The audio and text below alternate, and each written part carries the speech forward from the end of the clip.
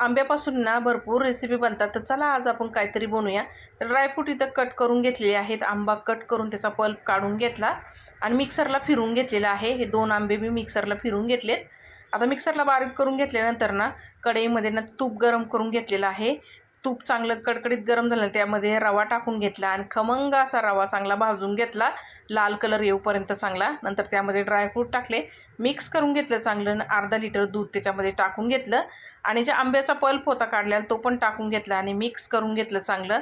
तर आता आहे ना याच्यामध्ये वेलची पूड टाकली आणि आवडीनुसार साखर पण टाकलेली आहे। मिक्स करून घेतलं चांगलं स्लो गॅसवरती चांगलं। आता बघा कढई सोडायला लागलेला आहे चांगला। आपला मँगो शिरा आहे हा, त्यामध्ये ड्रायफ्रूट टाकलं तर तयार झाला इथं आपला मँगो शिरा। तर मंडळी आपण ज्यूस बनवतो किंवा आमपापडी बनवतो, आंब्याच्या पोळ्या बनवतो, तुम्ही हा शिरा नक्की ट्राय करून बघा, खूप छान लागतो। चला भेटूया दुसऱ्या व्हिडिओमध्ये, धन्यवाद।